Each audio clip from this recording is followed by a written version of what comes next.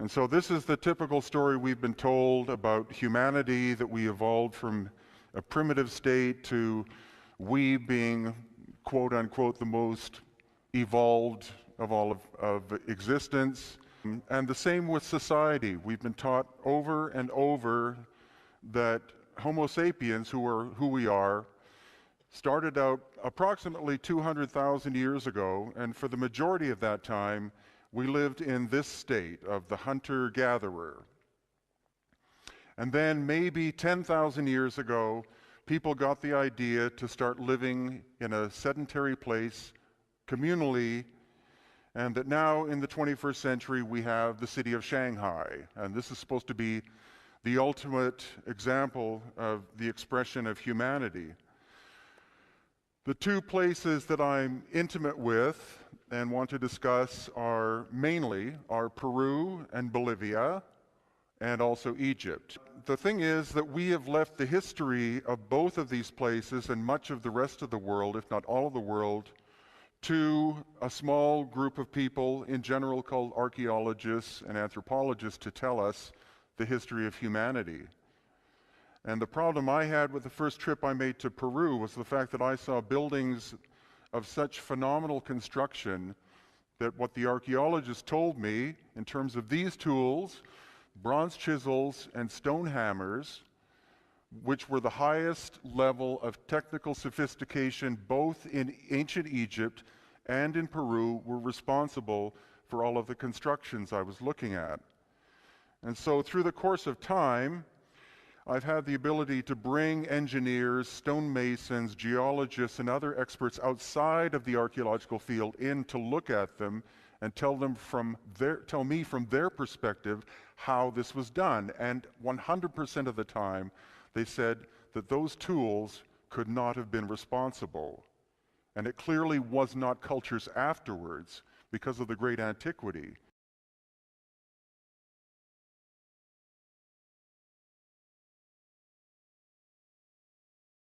What I'd like to start you with is the Inca. The Inca were the largest civilization in pre-Columbian America, but nobody actually knows where the Inca came from after all this 800 years of their history. Supposedly they came from the area of Lake Titicaca, and the archaeological evidence tells us that they most likely came from the island of the Sun and the island of the Moon in Lake Titicaca. And what's important is what you're looking at is an Inca building. That's how the Inca built their structures, using bronze chisels and stone hammers. This is on the island of the Sun, and this is also on the island of the Sun. And you can imagine, whether you've worked with stone or not, that with that level of technology, this is achievable. As well as this. This is the same kind of construction, but with adobe mud as well. However, the other idea is that the Inca came from a place called Tiwanaku, which is in Bolivia. But the problem we have with the site of Tiwanaku is not only that it looks more sophisticated, but the entire place was reconstructed by French and Bolivian archaeologists in the 1960s. They put these buildings back together without any reference. They interpreted what they were doing, and they honestly made a complete mess of it. Because this, for example, which is called the Sun Gate, is a single piece of stone. The crack you see happened much after it was built, but it weighs 10 tons, and it was moved from its quarry 70 kilometers away. So the question is, how did ancient primitive people move it? There are no trees at that elevation of 13,000 feet. So it's one of the many enigmatic things we'll look at. The other is this surface. And I took an engineer called Christopher Dunn, who had been to the site of Pumapunku, which is also at Tiwanaku, to look at this. And he has instruments, because he worked in the aviation industry, he has precision measuring instruments which are technically almost perfect. And this stone, for example, over the space of at least 1 foot, if not longer, the surface does not deviate more than 2/10,000ths of an inch out of perfect flatness. And you can't do that with primitive technology, but the archaeologists insist that it was done using those tools. And about 10 years ago, some German architects took some of the stones at Pumapunku and showed what they originally would have looked like, which is this. And that, again, is way beyond what a Bronze Age culture could have possibly created. Also, what we find at these sites, and we find them actually at all of the megalithic, which means massive stone sites in Peru and Bolivia, are these strange elongated skulls. And the problem is that this display, for example, which is at Tiwanaku, has been shut down. You're not allowed to look at the skulls anymore. That could be conspiracy, but no one has ever carbon dated these skulls, and no one has ever DNA tested these skulls, but the archaeologists automatically assumed that these people, or some would say beings, were directly responsible for these constructions, and that is insufficient. Even the Inca people are always portrayed like this. They are very Indian looking, they have long black hair. The problem is that when the Spanish arrived in Peru, and the reason why they were able to overtake the Inca was the Inca were involved in a civil war at the time, and almost the entire royal population, who were the actual Inca. The Inca was not the population, it was the royal family. They had been exterminated.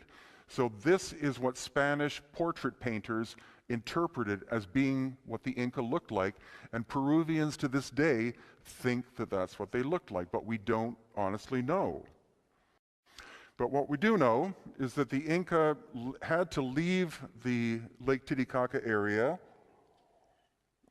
about 900 AD because of a very massive drought.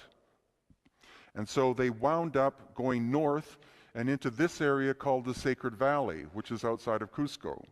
And the Sacred Valley is called that because it has been agriculturally productive for thousands of years. And in order to develop any level of high sophistication as a civilization, water and its abundance and being able to grow huge amounts of food is what is critically important. So as the Inca were traveling from Lake Titicaca to Cusco, they encountered an earlier culture called the Wari, and this is Wari construction. Again, very simple. But then what archaeologists say is that as soon as the Inca started to build the city of Cusco, they did this kind of work. But what you'll see, again, up above, you'll see that is Inca style, but it's based on a foundation of megalithic blocks. And the megalithic work is far more sophisticated than what the Inca did. So this is insinuating that the megalithic wall is older. And this building, called the Coricancha, which is in Cusco, is believed to have been the first building that the Inca ever built. And again, there is no mortar, there's no clay, there's no cement, there's no glue. This is stone on top of stone. And the precision of the construction is so tight-fitting, you cannot fit a human hair in between the blocks.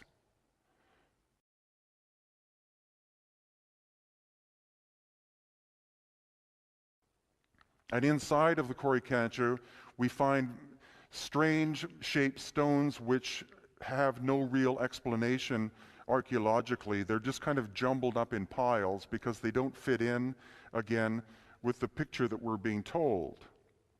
And this is my favorite because this is a drill hole in a stone.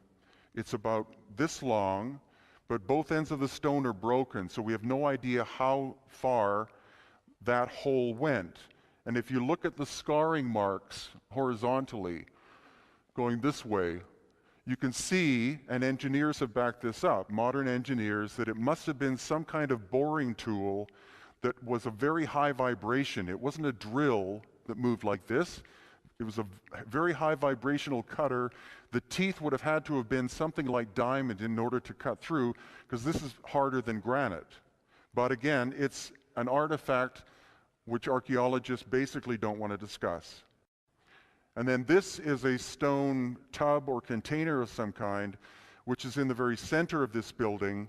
And the flowers that are planted around it are not just there to look good. You are literally not allowed to step inside and photograph what this is because somebody doesn't want this artifact studied. But what's intriguing is that about 10 years ago, a team was allowed to do excavations at number 8, which is this building, the Coricancha, and up on top at number 1, which is Sacsayhuaman. And they found a tunnel system cut through solid bedrock, connecting one with the other. The Inca could not have done that.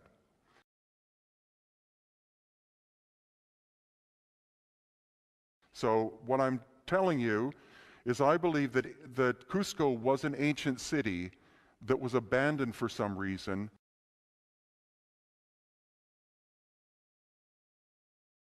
And after thousands of years, the Inca went to Cusco,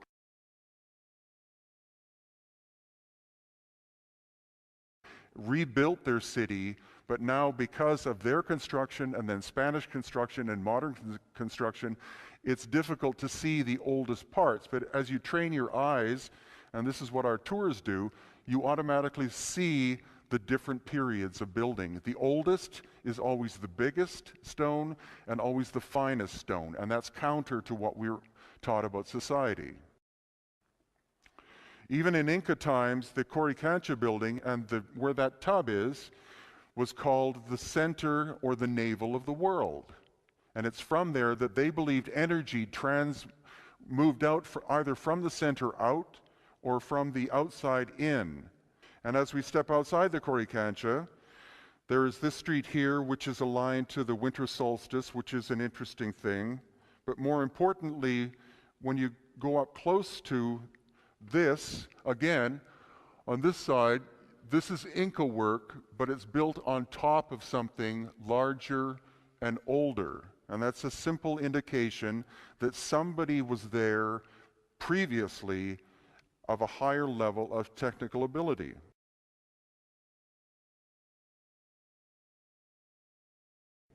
And again, excavations have been done. These elongated skulls show up, and they have not been carbon-14 tested for age. Neither have they been DNA tested, but they're labeled as being Inca.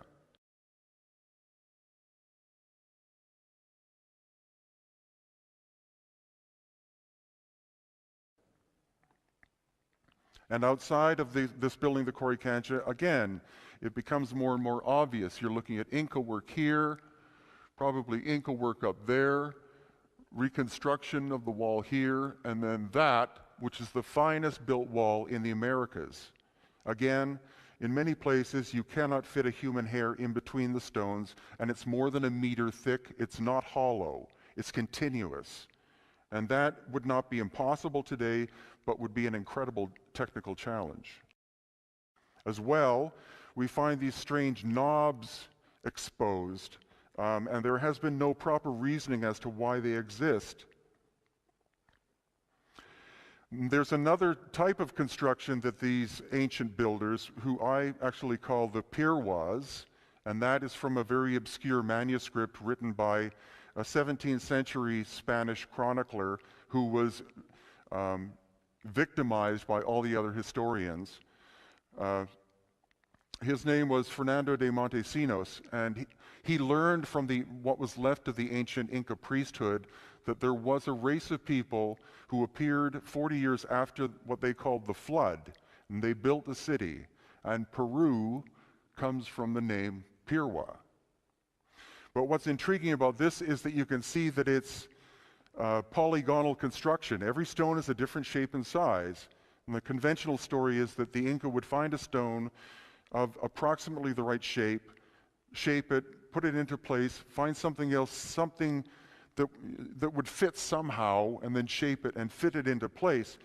But when you learn from the people of the area, what you find out is the builders, whoever they were, also put pictograms or animal figures into their construction. In this case, it's the shape of a puma, there and there. So that makes their construction job even more complex because, again, there's no mortar in between, and mortar is not used even in modern times, as something that strengthens a building, it's actually weaker than the building material. Concrete is not as hard in general as stone. So to do construction without mortar is much more difficult than to do it with mortar. And the Greeks and the Romans, though they were great people, they all used mortar to fill in spaces as they were constructing things. And here again we have another example. It's an interesting shape, and it's the shape of a snake. Now, it's not only in Peru that we find this kind of work. This is actually in the Imperial Palace in Tokyo in Japan. And it again is a wall section which is not talked about, but because it blends in with all the rest of it, it's said to have been built at the same time. And this is another example in Japan as well. And on the island of Easter Island, or Rapa Nui, there are 2 or 3 sites, again, which have this incredibly precise non-mortar fitting together.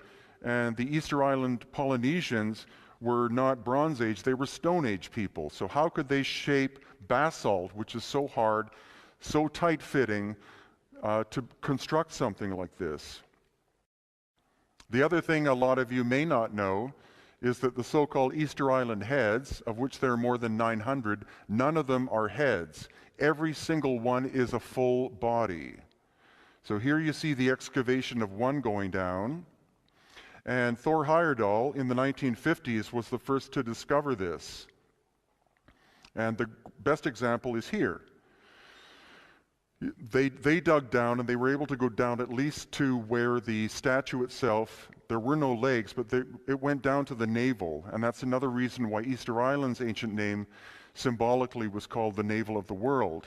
I was there with Dr. Robert Schock, who was the geologist who was able to redate the Sphinx in Egypt as being older than the dynastic Egyptians, because he is an expert on the weathering of stone. And he, as a PhD geologist from Boston University, has no problem to say that he believes some of these were constructed at least 12,000 years ago. There's another site some of you may have heard about called Göbekli Tepe, which I've not been to, but which is in Turkey. And it seems to have been buried either on purpose or as the result of a cataclysm at least 10 to 12,000 years ago. And again, the timeline we're told is that Sumeria, Egypt, China, and India were the beginnings of civilization 6,000 years ago. And even as early as, or as recent as last week, Graham Hancock, who was there at Göbekli Tepe, the latest carbon-14 testing they found of the soil in the area shows that some of these are at least 14,000 years ago. And this is only a tiny piece of the site. There may be, this site, which looks reasonably large, could be at least 30 times as large as it is. Now this, I believe, is actually what Inca construction looked like at its height. This is the finest work they did, and this could have been achieved with bronze chisels and stone hammers. And what also happens is, because the Spanish deconstructed a lot of Cusco in order to build their own buildings when they arrived in 1533 and afterwards, they took the buildings apart which were Inca because they were quite small stones, the size of a shoebox or a little bit better. And so what this shows us on the interior is, I think, that what the Inca were doing were replicating the work of the older people. The interior of this wall, you can see, is fill. But the front looks really nice and tight. But this, again, because this wall has been taken apart partially, the front of it is a veneer appearance of being beautiful stone construction, but because it separates as it goes back, the Inca were cheating by trying to achieve the same tightness of work. And this, again, is back in the Coricancha. And from the front of the wall, because this one was broken, from the front to the back, again a distance of about a meter, in many places you cannot fit a human hair. And all it would take would be a few millimeters of one bit of that lower stone to be raised up, and one would pivot. This is one of the most profound sites in Peru, and this is called Sacsayhuaman. And here you see the size of the people compared to the size of the building blocks. Some of these stones are 125 tons, and local guides will say that the quarry was right there, but it's more likely that the quarry is at least 72 kilometers away and at a altitude almost 1,000 meters lower than this location. So how were those stones moved? And even more recently, some Russian geologists took samples from this site and analyzed it, and they honestly believe that what it is concrete, but not concrete that you pour, some kind of concrete you can shape, and that the wall itself, or the stones on the surface, have been heat treated to at least 1,000 degrees Celsius. And this is not something you do with a little bonfire as you're working. And here I am, and this just shows you again the sense of scale, but also these people decided to do pictograms. And so above my head is actually the shape of a puma's paw. You can see the paw and the four toes. And again, also at Sacsayhuaman, we see examples of this, where you have this incredible cutting precision in stone, which is, there's the so-called Mohs scale, which is the hardness of materials. Diamond is 10, it's the ultimate in natural materials. This stone is about 7. Bronze is about 3.5. You can't cut stone like this with bronze tools. It would be like trying to cut a tree down with a plastic knife. It's impossible. The tool has to be harder than the material. But not only that, it is perfectly level, within 1/10 of 1 degree. And some people say this was a quarry, but if it was a quarry, why would you be so precise about cutting the surface perfectly level like that? And in the area, we find these other cutout stones like this, and the weathering on this is so excessive that I'm hoping that Dr. Robert Schock will come in July of next year and be able to tell us when the stone cutting was actually achieved, because it's not like there are 1 or 10 or 50 stones like this. In the area of Cusco and the Sacred Valley, according to Jesus Gamarra, who is the local expert, there are more than 5,000 of them. So when people say this was an Inca throne, there were a lot of Inca, obviously. And this one is even more dramatic, because if you see the front, this one here and that one, and even the one in behind, at one time all three were interconnected. Something happened to this massive stone with an upside down staircase. It's much larger than a bus. Something caused it to snap into 3 pieces. It could have been a very ancient cataclysm. And again, we find just structure after structure. It looks molded, or like concrete or something. And again, another example, as we get closer to this, which is called Amaru Machai, again, you see the erosion of it. This is very hard limestone, but it's unlikely, though we need a geologist to corroborate it, it's unlikely that this is the result of weathering during the time of the Incas. It looks too old, and if you've ever been to Turkey, you see a lot of this kind of thing too. And there's talk of sites in Turkey being thousands and thousands of years old, like Göbekli Tepe is. On the interior of this one, there are surfaces which are so polished, some people again say that whoever did the work applied some kind of high heat to it to melt the surface and make it glass-like. And this is another example of that. And here is a site called Pisac, and you can see the wall in the front is of much higher quality than the work in the back, but it's all said to have been done at the same time. And how would you have people of such different technical ability working side by side to create such a difference in construction? And one of our favorite sites is in a cave outside of Cusco.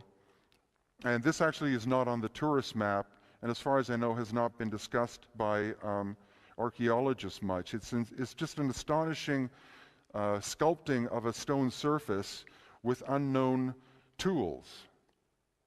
And inside the same cave, we have this, which is kind of inexplicable because it's a false door and it doesn't go anywhere. But somebody was able to cut into the stone surface like that, one would presume with reasonable ease.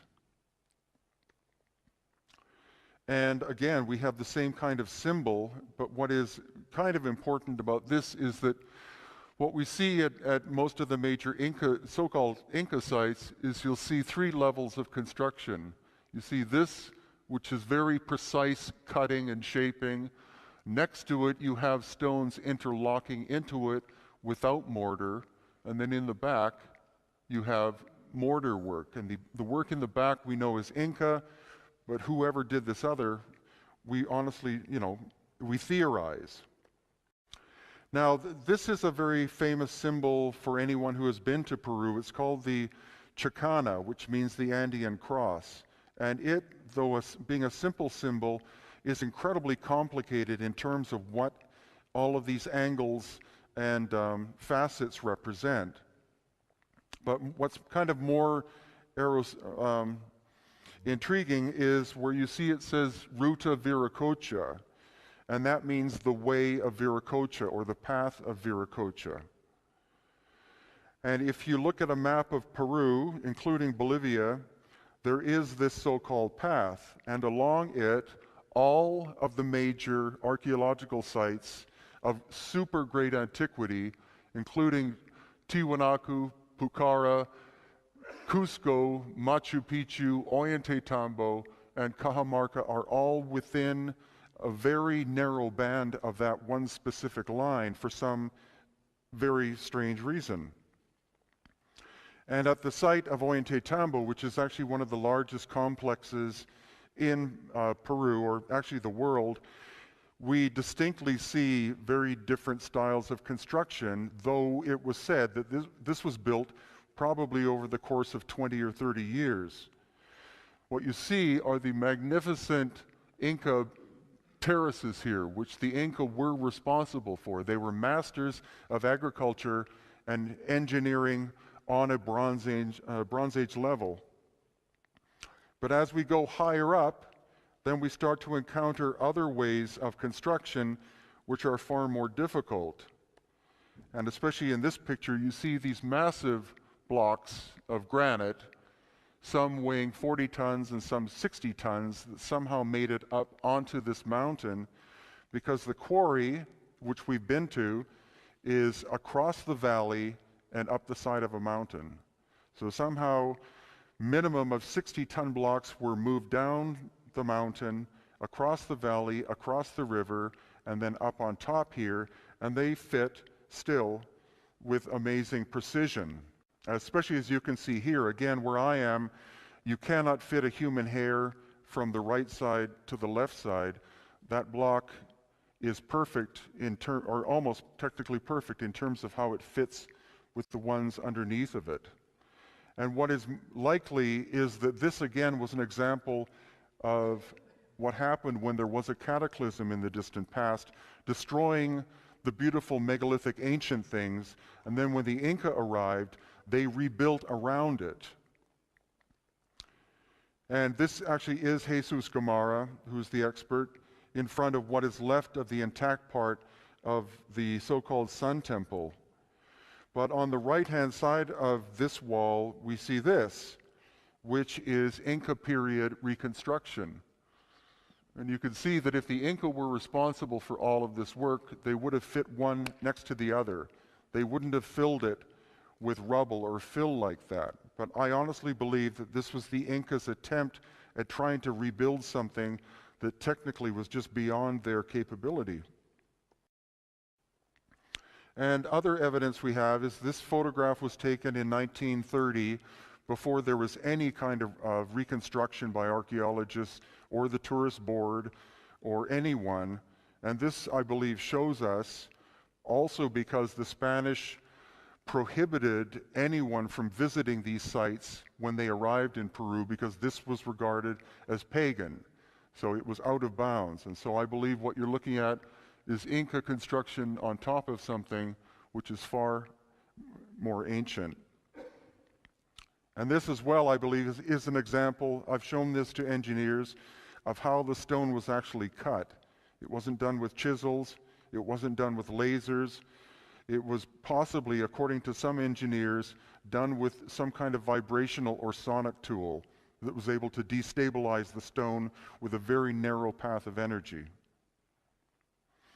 And what we do find is we do find perfect 90-degree angles, but in general, these ancient builders were not interested in the linear way that we approach construction. They were more interested in organic ways, which makes it a very difficult job actually for engineers when you take them, because they don't understand why they would do the construction technique that they did. It looks far more difficult than to do it in the standard what we would call a Western technique.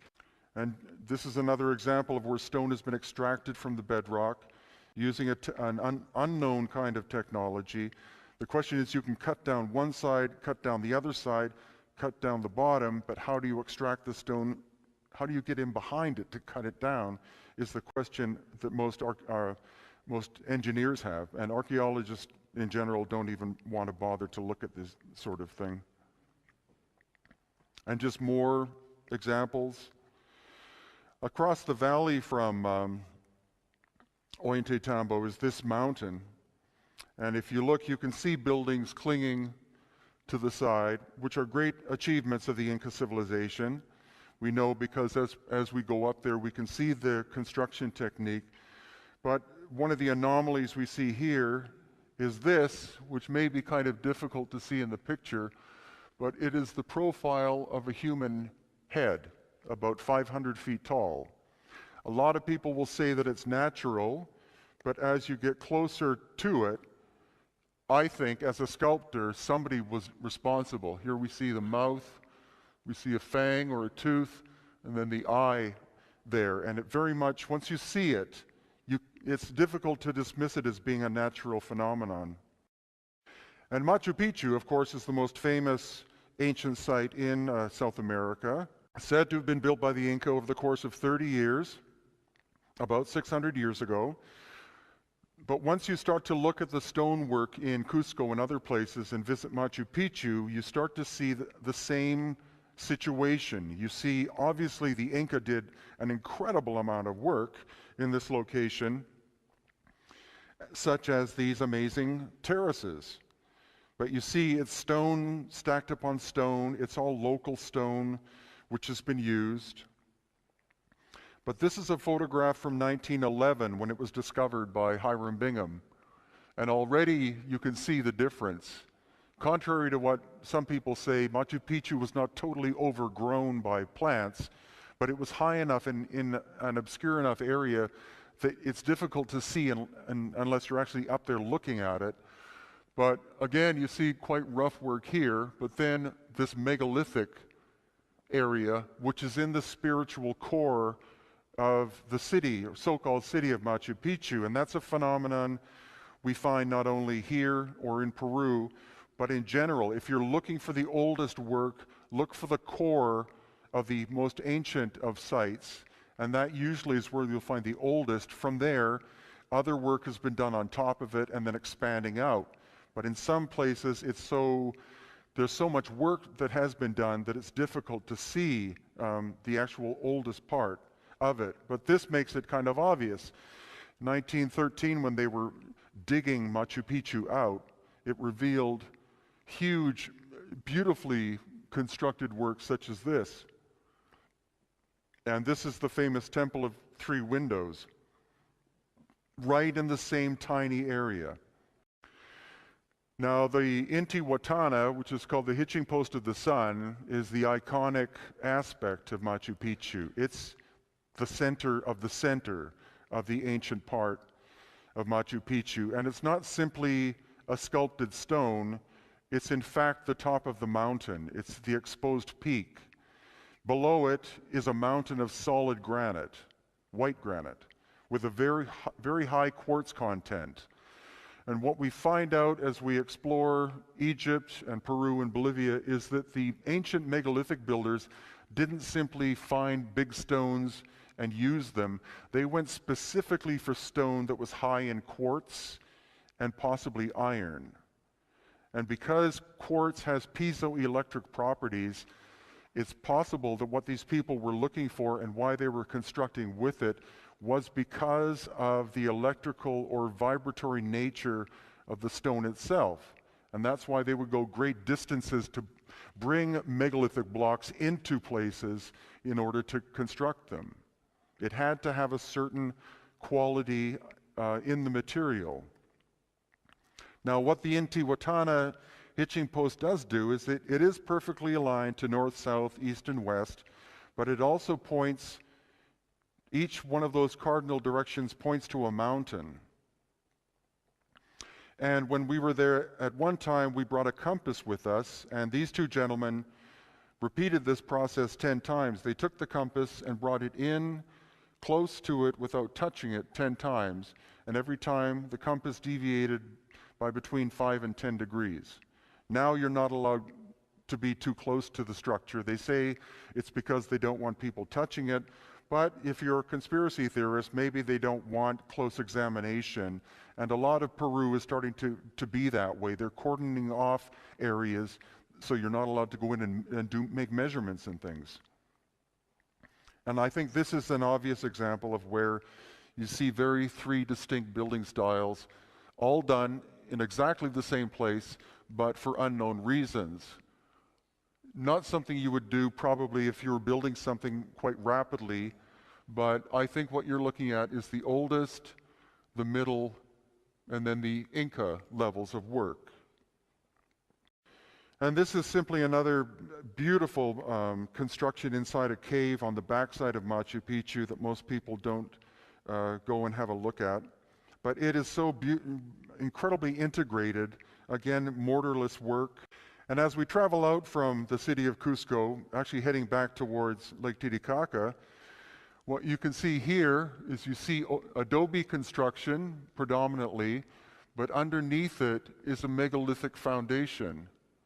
And if the megalithic work was done structurally by the Inca, you would think they would produce a beautifully straight line where one material intersected the other. But it literally looks as though they found a ruin and built on top of it, which I think definitely is the case. Because even though in the Spanish chronicles they would say that the Inca so-and-so built a structure, it could very well be interpreted as that he built at the structure, built on something that was older. This is a site called Silustani, which is near Lake Titicaca, and these are called Chulpa burial towers because there's an opening, very small, on the eastern side. And so the story is that when the sun would rise, it's related to rebirth, because the Inca were supposedly worshipers of the sun, etc. But when I've taken engineers there, they look at how it was built. The internal material here is of a higher density than the external shell. And also the cupping that you see in an intact one, the outer wall had these hollow pockets. And when I went inside one of these with the engineer Christopher Dunn, he was able to figure out that the perfect harmonic of the interior of it was A sharp. And so that is a very special frequency in many ancient sites for some reason. And the other thing is that all of the damage to these, of which there are many of these Chulpa towers, goes from the east to the west. Most people will say it was the Spanish tearing the buildings down, but the pattern of it would insinuate, because some of these, the stones are much larger, they're almost the size of an automobile, and they are hundreds of feet away from the original construction, that there was some kind of acoustic disturbance in the distant past that literally exploded the site. And the same can be seen at Machu Picchu. You'll find these megalithic buildings where the stones have been pulled apart, not by people trying to pry them apart, but by some massive disturbance that literally pulled them and spaced the building blocks. This is a site called Aramu Muru, and I just show it because it's a spiritual mecca for people, but it's becoming a major tourist site. on the shore of Lake Titicaca. But what's kind of intriguing is that the previous picture, which is Silustani, as well as this site, and Tiwanaku, 10,000 years ago, the water level was high enough that the shore of the lake was lapping at all these three sites at the same time, as if intimating that they were all used originally at that time. And then Tiwanaku and Pumapunku, which is the strangest place on the planet, I believe.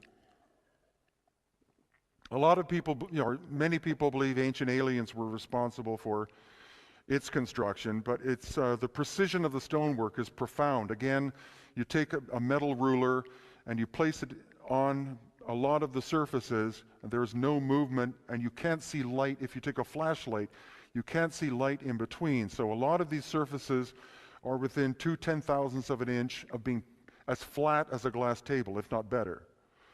Now, the thing about Pumapunku is that it was buried under mud, under a wall of mud that happened at some time in the distant past, and the majority of it is still buried. The Bolivian government has not gotten around to do much in terms of excavation there. But again, 10,000 years ago, the water of Lake Titicaca would have been lapping right at this site, whereas now it seems abandoned in the middle of nowhere. And these are the famous H blocks, which, if anyone knows anything about Pumapunku, these are the most interesting feature. There are about 10 of them, and no one has any idea what they were, how they could possibly have fit together. And again, a drawing made of what they would have originally looked like is this. It's just inexplicable that a primitive culture, could have or would have bothered doing this kind of work. So far, we've not been able to find any tool marks at all, which is very strange. Usually when you cut something, the tool will leave a saw mark or a drill mark. And then if you're a master craftsman, your job is to make the tool marks disappear. But in this case, we don't see any.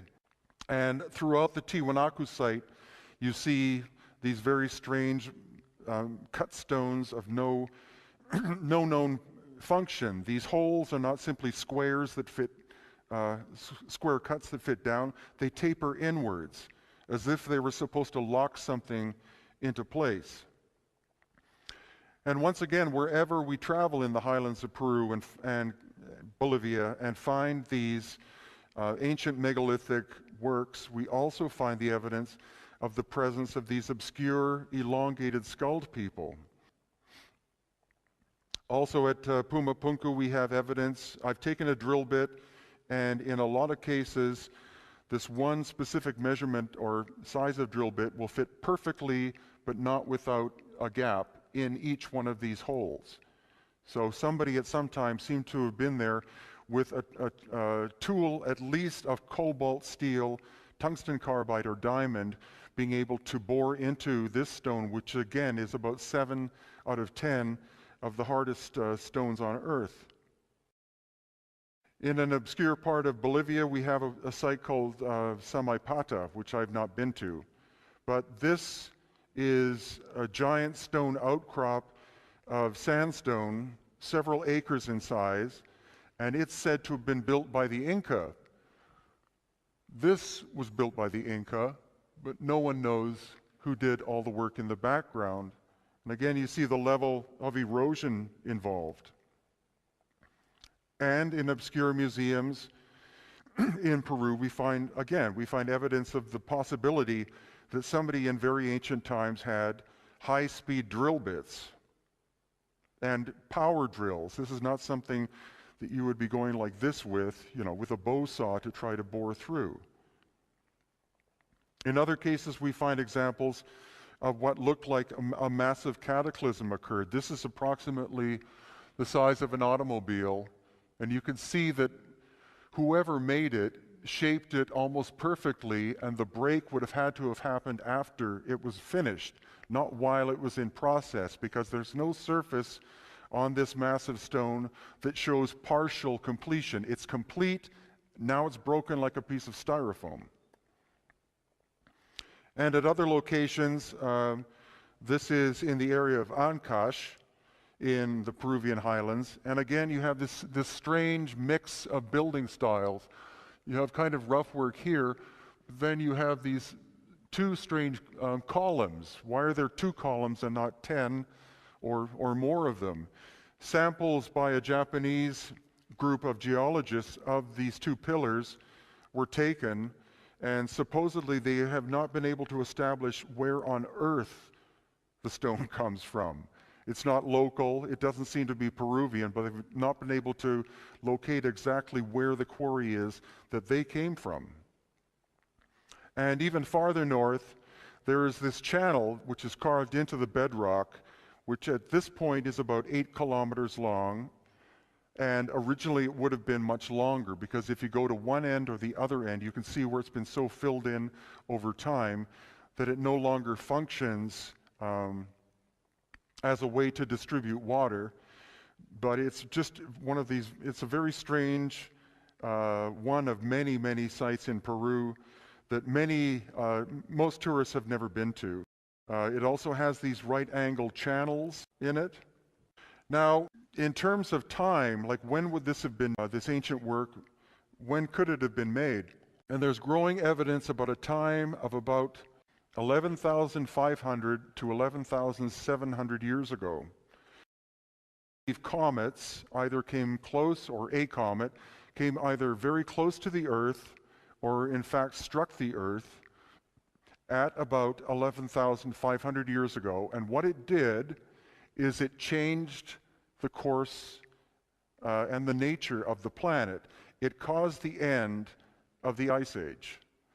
So rather than the idea that the Ice Age ended as a gradual shifting, the poles very slowly started to melt, their theory, which is starting to be backed up by other scientists, is that the end of the Ice Age, or at least a major portion of it, took 3 years, and that the level of the world's oceans rose by 350 feet in 3 years, not 3,000 years.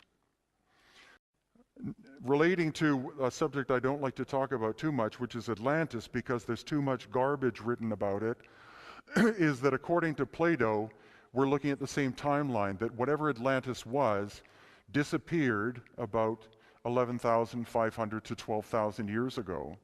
And I think one problem is that when you read Plato, who got his information from an older Greek called Solon, who got his information from the Egyptians, who got their information from someone before, you lose a lot of information through the timeline.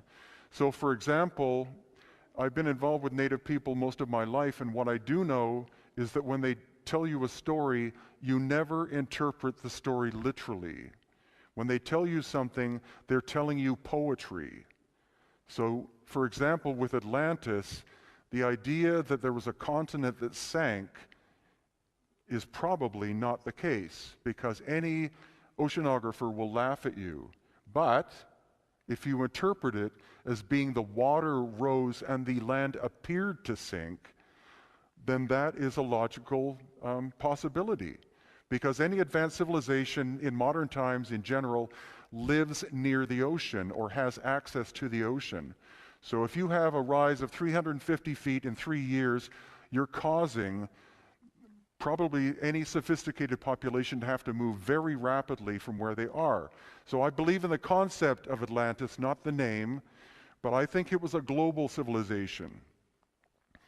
And another writer called Barbara Han Clow, based on Alan and Dallaire's work, but also based on the fact that her grandfather was a native Cherokee, she was able to take both the science and the oral tradition and put them together in timeline. And again, 11,500 to 11,700 years ago, there was a terrible event that happened on the planet.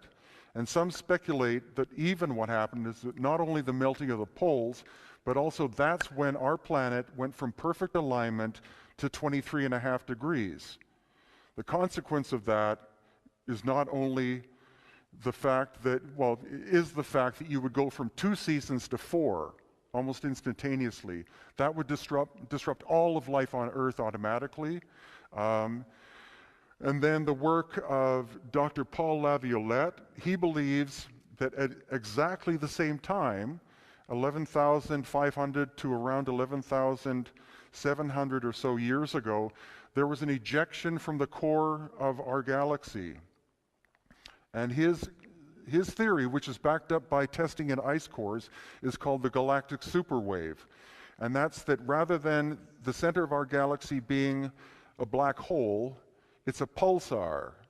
And what a pulsar does is it pulses.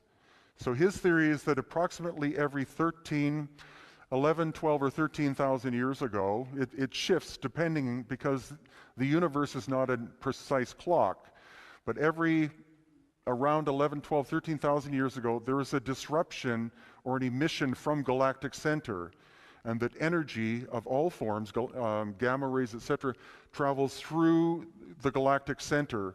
And at this time, it went straight through our solar system, and it pulled plasma from the sun and hit the Earth in very specific spots. It was not like a big ball of fire engulfed the Earth, because we wouldn't be here.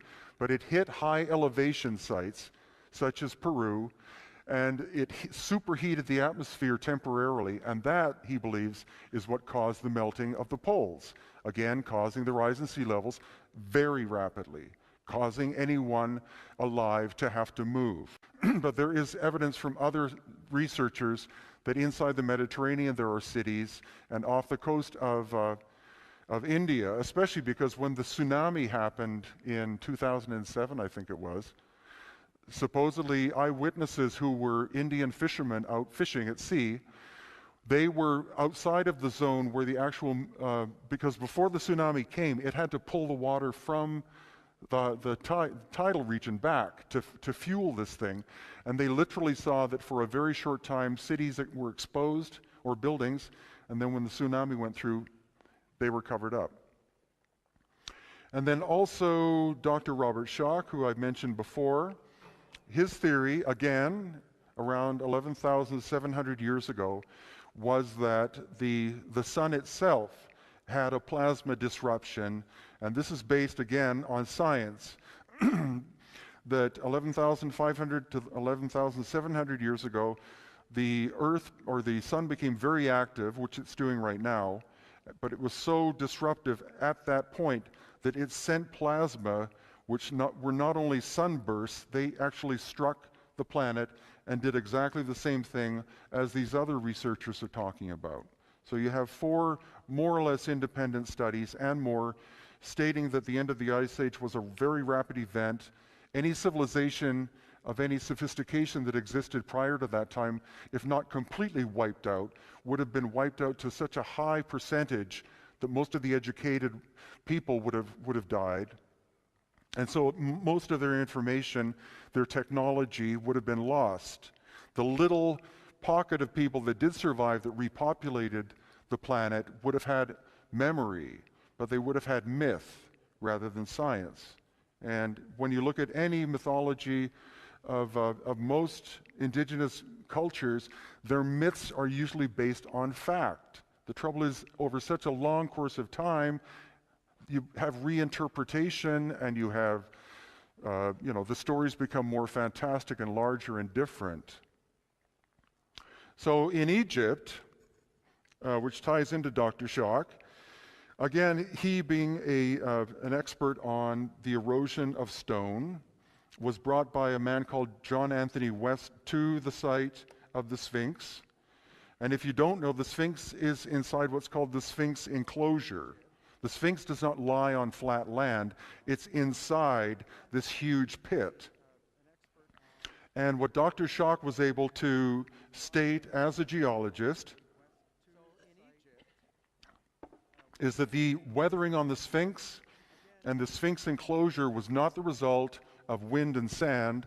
It was the result of water. It had to be precipitation. So he was able to get in contact with climatologists, and they were able to build a computer model to go back in time to find out when that event could have been. And the result was approximately 8,000 years ago is when there could have been enough rain to cause this erosion.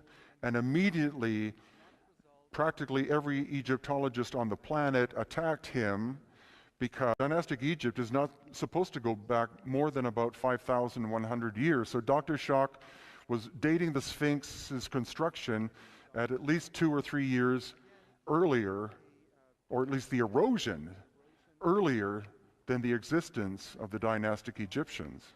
And this is a building right in front of the Sphinx. It's called the Sphinx Temple, and each one of these blocks is multi-ton, and it came from the Sphinx enclosure. So this giant temple complex, all of these blocks were cut out and moved and built. It's not like people were there chipping away to cut the Sphinx out of the stone. Someone had the technology to move multi-ton stones out of it and build a temple right in front of it. And again, you see the amount of weathering involved. And the Great Pyramid itself, if you've never been to Egypt, you should go and look at this because it is mind-boggling in scale. Even being in Peru and Bolivia looking at things, when you're literally standing looking at the Great Pyramid, that's when you get a sense of what it is. It's difficult from photographs. But it is profoundly huge. 2,300,000 multi-ton blocks make up the Great Pyramid. And what's more intriguing is it's known that most of it is made of limestone. The limestone came from that exact area, but there is multi-ton granite inside, especially inside the chambers, as well as basalt like this. And all of the stone aside from the limestone was brought from great distance. All of the rose granite, which is in the Great Pyramid and other pyramids, was brought from 500 miles away somehow. And some of the stone that was moved weighs 1,000 tons. So it's unlikely they were dragging it across the desert. It's unlikely they were building boats or barges to move that, because you're talking 600 automobiles, and you can't build a papyrus raft, or even a wooden boat that could carry that. So it's one of the many, many mysteries of Egypt. But here, and it's not that evident in the photograph, unfortunately, is you see this line coming this way, like that. It is approximately 1/8 of an inch wide, and it cuts into the stone. And if you measure that arc and expand it to how big a saw could have been to do this cutting, the saw would have been at least 6 meters in diameter with a width of 1/8 of an inch. Something of that size, moving at high speed, we can't do because it would be so flexible and so unstable.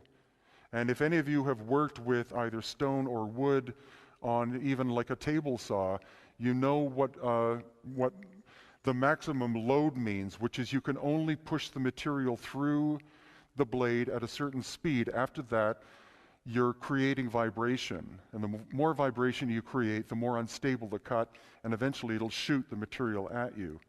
So we have evidence, and in many places, of the use of circular saws, which had to have been under power, at least 6 meters in diameter. The other thing is, the standard idea is that this is one of the first pyramids, because it was an experiment. What they did is they started to build mud brick buildings, and then what they would do is they would add level after level like this because of stability. You make each level above smaller in order to make sure that the whole thing doesn't fall apart. However, there's no direct evidence that this is one of the older pyramids. It's actually more likely that the Great Pyramid is much older. The Great Pyramids, plural, plus the Sphinx, plus the Sphinx Temple, plus the Valley Temple, plus other buildings predate the dynastic Egyptians by thousands of years, and possibly, according to oral tradition, prior to 11,700 years ago. So it's possible that buildings like this, some of the Peruvian, some of the Bolivian, and other ones, were built by this ancient civilization who were the victims of this massive cataclysm.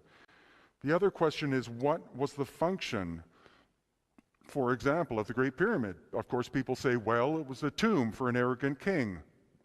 Unfortunately, what we find is that the majority of archaeologists in general who look at foreign sites like Egypt Peru, Bolivia, etc., they're taking their Western mindset with them when they try to interpret another people. And Europe, we know, was very barbaric in terms of you did have kings who were despots.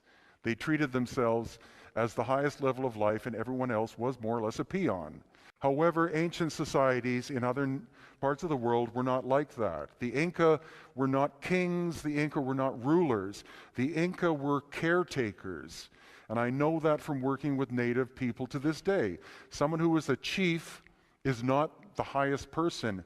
It's the opposite. He is responsible for the livelihood, and we know that the Inca were that way, so it's quite possible that ancient Egyptians, etc., were that way as well, that they wouldn't think, use all the resources because I'm arrogant and special, build me a massive thing to, for me to be buried in, because the precision of this building is almost 21st century. For example, Khufu, who was a pharaoh, decided to have this built. He said, cut a line into the bedrock because I want to be buried here. And then as they were building it, he changed his mind and he said, no, wait a second, I want to be buried in number 5.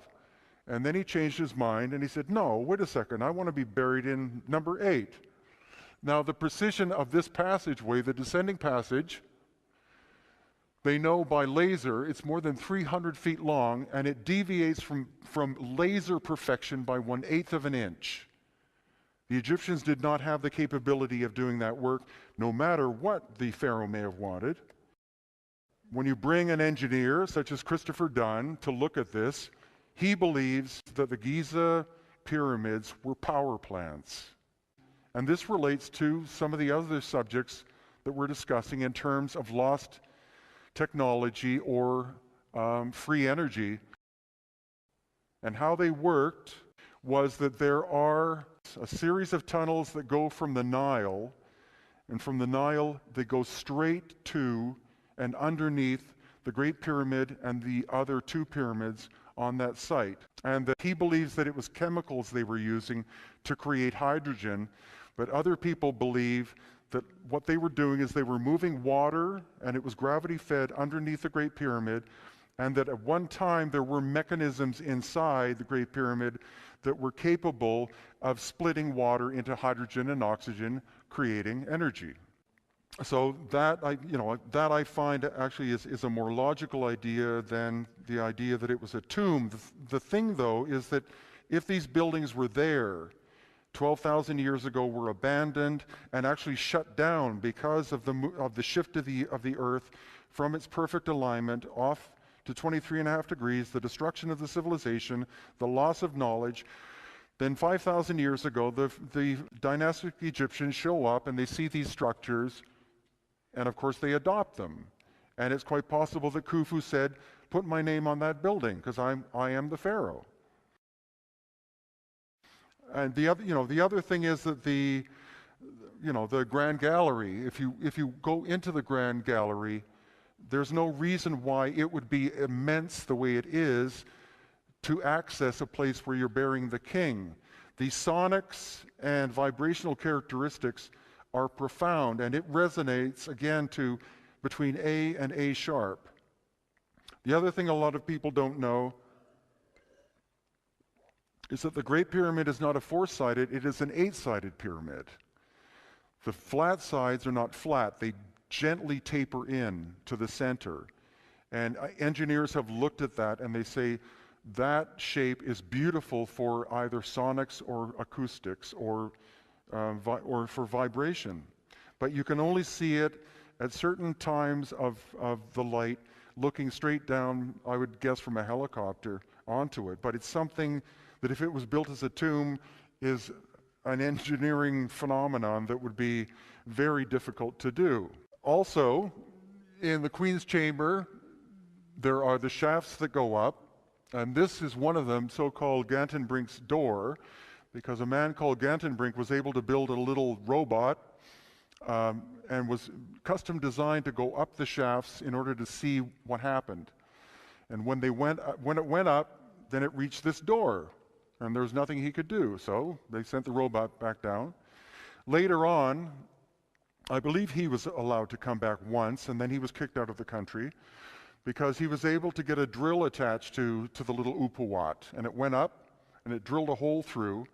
And what they found out was that though they thought these were two little flanges for sealing, the area off or whatever, Christopher Dunn, after being able to see photographs of the interior, believes that this was actually part of the wiring system of the Great Pyramid, that again, it's part of the electrical nature, and the reason why they're so eroded was because of the wear of the functioning of the Giza power plant. And another aspect to it, again, getting to the idea of free energy, or even Tesla, who I don't think invented what he knew, but he found out what it was and used ancient information, were the obelisks, of which there are many, used as almost like occult symbols now. Of course, there's one in St. Peter's Square, there's one in London, one in Paris, etc. But what you see when you look at these from very up close is the precision of the cutting of the hieroglyphs is inferior to the surface of the stone. And what's probably the case is that these obelisks are thousands of years older than the hieroglyphs, but at one point a pharaoh decided that a flat, empty surface was a great place to have his name and story written on. And going as an aspect of the Giza power plant system, this is what it could have functioned as. The power plants, being the pyramids, could have been the generators, and the obelisks were the receivers. And they would have been strategically placed at so-called sacred sites, but what you find out if you go to so-called sacred sites where you do find evidence of lost ancient technology is that these, as well as possibly some in Peru and Bolivia and other locations, may have had a pragmatic energy generating function. And because of the nature of the stone that was used, there still is energy at work, but it's at a very tiny scale compared to what it would have been like. And that's why when you go into the Great Pyramid, you almost automatically go into an alternate state of consciousness, and that's why it's a great place to meditate, because there still is energy moving through the structure. And again, if you harmonize to A or A sharp in the King's Chamber, the volume expands. It's not like you're just hitting a tone. You're hitting a tone where all of a sudden it's much louder than the sound you're making. Maybe you're striking the exact harmony or resonance of how this particular building functions. And this is the man, if you ever go to Egypt, Yusuf Awiyan. He is probably the most knowledgeable person of so-called alternative knowledge in Egypt. And it's based on his family lineage. He's in fact descended from the Comitian people who existed prior to the dynastic Egyptians. And another thing that we saw when we were on the Giza Plateau, very much out of bounds, but it's because Yusuf was born and grew up across the street. You can see the Sphinx's head right up there. But because his father was a guide for more than 70 years in this area, Yusuf knows all of the guards. And so if he wants access, he doesn't have to ask the government anything. He goes to the guards, and the guards let us through and let us wander around the Giza Plateau because Yusuf wanted to show me the shafts and the tunnel system that riddle or are underneath the Giza Plateau that most people don't know about. So this is a covering of one of these shafts. And it's approximately 10 feet by 10 feet. At the moment, it goes down about 100 feet, but it's filled with sand. So over the course of thousands of years, it's very likely that sand has been filling it up. There's no sense in taking the sand out. But these are supposed to go down hundreds of feet, vertically down, and intersect with the tunnel system that goes under not only the Giza Plateau, but specifically underneath the pyramids. And it's the water channeling system that originally came from the Nile, but not the Nile where it is. There's a lot of evidence that 12,000 years ago, the Nile was farther to the west, and you can see it in the topography. It was a much bigger, wider river. And that's where these tunnels connect to. They connect to the ancient Nile, strictly out of bounds, unless you know Yusuf. And this is another one. Again, it's 10 feet by 12 feet and drops down approximately 100 feet. So we were able to go underneath the Giza Plateau, but we only had 4 hours. He told me that this is level 1, but there are at least 2 levels beneath it. And the best book on the subject, I believe, of ancient pre-dynastic Egypt is this book written by Stephen Mailer, and it's called The Land of Osiris because what he talks about is from the oral tradition perspective, the fact that the Giza Plateau area is the oldest by far part of ancient Egypt. The rest of it, Aswan area and all the areas with the beautiful, true dynastic Egyptian works, which are masterpieces, are outside of this area. And another subject that fascinates me is the concept of who Osiris was. Because again, a lot of you have seen the depictions of elongated heads from Akhenaten in that time period. And I'm wondering if it kind of relates to the studies I've been doing in Peru of the elongated skull people, and why it is that people practice cranial deformation in order to look like these mysterious ancient ones. Of course, the automatic idea goes to that these, people were aliens or related. We are presently doing DNA testing of the ancient Paracas people of Peru. It's taken a long time, though, because the DNA is more than 2,000 years old, so it's very time-consuming and expensive to get the results. But once I do get results, I will let people know. Another building which is in Egypt is called the Bent Pyramid, and the conventional archaeologist's idea of why, or Egyptologist's idea of why it is the way it is in terms of shape, is that literally, and I think it's racism, that the ancient Egyptian engineers got halfway into constructing this massive structure and figured out that the angle was wrong. And so they had to compensate by changing the angle in order to reach the peak. And that's completely stupid. They would have built a model first and figured out the angle. But according to the oral tradition, this again was supposedly built by an emperor or a pharaoh called Sneferu, but it actually means, Sneferu means double harmony. And so when the famous designer Buckminster Fuller, who was a Canadian, went and saw this structure, that's exactly what he said about it. He said it looks like it has 2 angles because it was supposed to have 2 different frequencies. And inside of it, again, a so-called burial chamber, but the baffling system and the accuracy of its construction, the acoustics are so profound that I think the idea that it was a vibratory structure is far more plausible than the idea that it was a tomb. And again, Egyptologists insist that these are the tools that were used to do the work. And the great question, or the great argument is, well, then where are the tools? Where are the high-tech tools?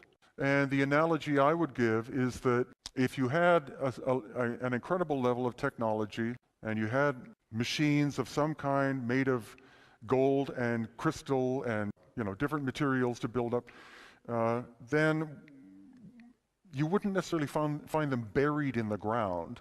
If they were abandoned, then they would have been abandoned on the ground. And then much later, after this civilization was no longer in existence, somebody shows up, much like if you took a cell phone and you threw it in a part of the jungle somewhere where no one had ever been in contact with Western civilization, they would find this thing a curiosity, and they would open it up, and they would see a light flashing, and then they would think it's a very special thing, not a god, but a very special thing. Eventually the battery dies. It's not doing its magic job anymore. So then they're curious and they take it apart. And then they see something shiny inside, which is maybe gold. They take that out and they make an ornament out of it. Somebody else takes other parts of it. I think any of the ancient machines would have been recycled. Anything made of gold would have been stripped off because these things don't do anything anymore. and your culture doesn't understand what it is. And over time, it's the same thing as an automobile. If you abandon an automobile somewhere, someone's going to steal the tires quite quickly, and then the radio and other parts. So that's unless this stuff was buried on purpose, which is possible, but none has been found. This is another example of Yusuf with cut stone surface. The diameter of the saw that would have cut through this basalt would have been at least 6 meters to 8 meters in diameter, and the cutting pattern, which means that every rotation of the saw makes a groove or makes an impression in the stone as it's moving. The speed at which this saw moved, by some experts, is twice the speed of what a 21st century saw can do. And these we find as well. We find these scattered all over the place. Precision drill holes in the middle of the desert. Nobody in recent times would go out there with a drill to core sample something like this, because there are lots of them. But it takes an eye to see them. This gives you a sense of the size of them. And again, the feed rate, which is the rate at which the cutter is going through the stone, in this case rose granite, is approximately at least twice the speed of what a modern diamond cutting drill can do. And unfortunately, you can't see this too well, but this will show you the impression. I have lots of photos on my website, etc., but you see the pattern of the cut as it goes. It's approximately every 2 to 3 millimeters is one rotation of this cutting tool. We also find strange things like this. This material is called quartzite. It's very hard. And these strange tub-looking things were not originally in this place at Abu Ghurab, which is in the desert of Egypt, but they were scattered about. Nobody has any idea what they were for, but conventional Egyptology says that they were the bowls, or they were giant bowls for the sacrificial blood of special bulls for some reason. But the thing is, anybody who's ever made a sink, the trouble is once you get the blood in the bowl, how do you get the blood out of the bowl when the drain hole is only halfway down? The drain hole should be at the bottom or lower down. But again, in each one of these, you have this very precise, cored out drill hole. And then here's Mirene. And this is the Serapeum, which is completely amazing. It's only been open or reopened for a year because it was thought too dangerous to go inside because the ceiling is supposedly unstable. But these are boxes made of gray granite and rose granite. The boxes themselves weigh 70 tons, and the lids weigh 10 to 15 tons. These are located, there are 28 of them, I believe. They're in a tunnel underneath the desert. No one knows how they got the boxes in to begin with, how they moved them from the quarry 500 miles away. But also the lid, for some reason, was cut out of the same block of stone. They fit together because they were once one piece. And again, Christopher Dunn has taken his instruments and measured the surfaces outside and inside, and they are within 2/10,000ths of an inch in precision of flatness.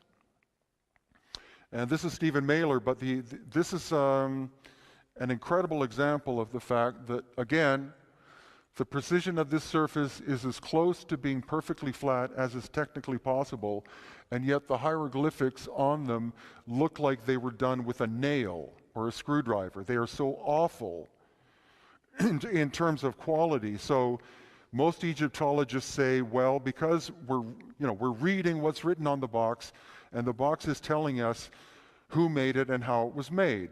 But that is like somebody going up to a Maserati that was just made after someone has taken a key and carved a story into it and said, Bob the plumber made and designed this car. It's the same kind of story. You can run your hand up and down this surface, and then you look at the quality of the hieroglyphics, and it does look like a 5-year-old did the hieroglyphic work. It's not the work of the same time period. Nobody would be allowed to do such awful workmanship on top of something out of hard stone that is technically almost impossible to do. And then this is the interior. of the box itself. It's a smooth, it's illegal to do this, which I did, but it's as smooth on the inside as it is on the outside. And as well is the statuary, and this is one of the more interesting stories because Christopher Dunn, the engineer, he works, or recently retired, but he worked in the aeronautics industry designing and making precision parts for jet engines. So in terms of modern technology, there are very few things that exist which require a tolerance as tight as a jet engine. Anything slightly out of precise workmanship blows the engine up. So he's been at this for 30 or 40 years, or it was his career. He was a machinist before that, so he has hands-on knowledge of how materials feel when they're precise. He can just use his fingers. So he's an expert on that. But what he did is he started to look at the statuary because he noticed that they were just, this is not the only example, but a number of the ones you'll see that say Ramses on them, of which Ramses went crazy with having his name put on sculptures, is that this material is called diorite, and it is 8 on the Mohs scale out of 10. So the only material that can cut diorite is diamond, nothing else. Doesn't matter how long you're sitting there pounding with another stone at it, you're not going to create this kind of precision. But what he found is that a lot of the, especially rose granite statues, he would run his hand along the headdress part of it, and he couldn't feel a flaw. This way, like the curve this way and the curve that way. I've been a sculptor all my life, and I know you can't get that level of precision. You always make mistakes because of the nature of human hand-eye coordination. So he started to do studies, computer modeling, and what he found out is that with a number of the so-called Ramses statues, some of which are this big, others which are much bigger, that the precision of workmanship of those sculptures could have only been achieved with machining technology. And not just machining as in somebody with some kind of tool cutting it, a machine that is called a CNC machine, which is a computer-controlled machine that goes in with a cutting head, and it is programmed to do cutting. That is how all modern cars are designed, or at least the prototypes are done. Cars used to be done with some Italian designer going like this and shaping it. Now it's all done by robotics, and that's why when you run your hand across the surface or anything like this is not something that was done by hand. It was done by a computer program that was able to go in perfectly do the cutting job. And so as he analyzed some of the faces and other features of the Ramses statues, that's what he found. He would take clear plastic, put it over top, put a line right down the center of the face, and then he would draw and measure out all of the characteristics. And then he would switch it over to the other side, and the precision was basically perfect from one side to the other. Now, a human face is not perfect, and B, there's no sculptor in the world that can achieve that level. We're talking within much, much, much smaller than a millimeter difference from one side to the other. And this is an example of how he achieved that on certain features. The ears, no, but other features.